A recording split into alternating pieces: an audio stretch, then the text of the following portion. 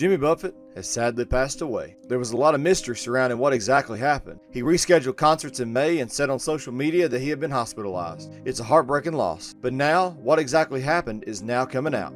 And even crazier, what most people don't know, is Jimmy actually survived not one or two, but 3 near-death experiences. It took Jimmy years to record his biggest hit song. He began playing a weird blend of country, rock, pop, and calypso music in the early 70s. And finally, in 1977, he released his most famous song, Margaritaville. For Jimmy, his Margaritaville song is the gift that keeps on giving. Because of his success, Jimmy's net worth was thought to be over $600 million. That wasn't Jimmy's only successful venture. He branched out into real estate, resorts, and restaurants. And he is also a best-selling author of short stories, nonfiction, and several novels. But all that could have never existed if any of the 3 near-death experiences he went through had gone in a different direction. It's honestly pretty insane. Jimmy was obviously known for his beach music. He loved being out on the water, and he loved writing music about it. Which is why it's pretty shocking that one of his near-death experiences happened on a boat. You would think that would make him scared to get back on a boat forever, but not for Jimmy. In the 1970s, before the fame and fortune, and before he was known for truly being a beach music legend, Jimmy Buffett was on a sailboat in 1978. In El Salvador, he was anchored in a cove. A cigarette boat stopped to use Jimmy's radar, and Jimmy said yes, on the condition that he could take the cigarette boat for a drive. Allegedly, Jimmy started partying on a different sailboat, and he slept in the boat's dinghy, only to wake up surrounded by water. His dinghy had gotten away from his sailboat, and he was completely lost at sea. This could have been the end for Jimmy, but by some miracle, it wasn't, because that same cigarette boat saw him out on the water and helped direct him back to shore. But that wasn't the only near-death experience that involved the ocean. In the 90s, Jimmy almost passed away during a trip to Nantucket Island. He was flying a seaplane, all by himself. He was the pilot and the only person on board. He was leaving the island and the seaplane capsized. By another miracle, Jimmy was able to escape the seaplane and swam to a nearby boat. They were able to help him and he went to the ER. Somehow, he had no visible injuries, but he was in pain. He was eventually able to leave the hospital with friends and somehow managed to leave the accident with almost no injuries whatsoever.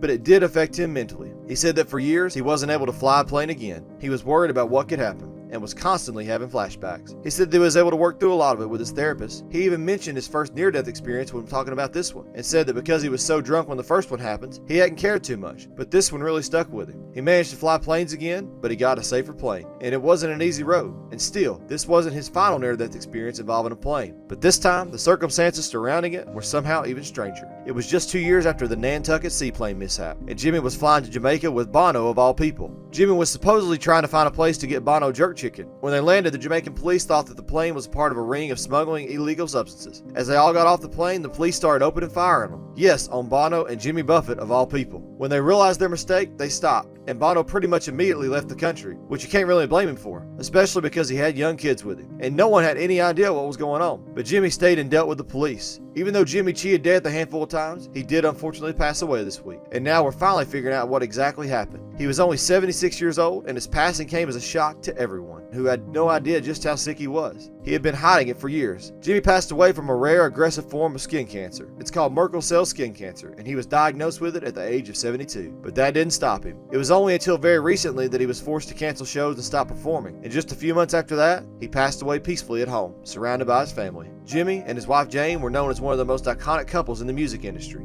She supported him through everything, and they have 3 adult children. But one of the craziest stories about Jimmy Buffett is the story of how Margaritaville came to be. Obviously, we all know Margaritaville. It's one of the most iconic songs to ever exist. And Jimmy himself admitted that he made millions of dollars because of this one song. Jimmy posed a pretty crazy confession in a memoir called Jimmy Buffett, A Good Life All the Way. He alleged that he wrote Margaritaville in 5 minutes. When he wrote the song, it was about drinking margaritas on a hot day in Texas with a beautiful woman. It wasn't until Jimmy moved to Key West that he finished his signature tune. Essentially, he wrote the song that changed his life forever in just 5 minutes. Can you believe how insane that is? As sad and upsetting as it is to hear about his passing, it's also been pretty amazing to hear just how impactful his life was on so many people. As people throw parties in honor of him and celebrate him, it's truly been an incredible thing to witness. What were your thoughts when you found out about Jimmy's passing? Were you as shocked as the rest of the world? Leave your condolences for Jimmy and his family in the comments.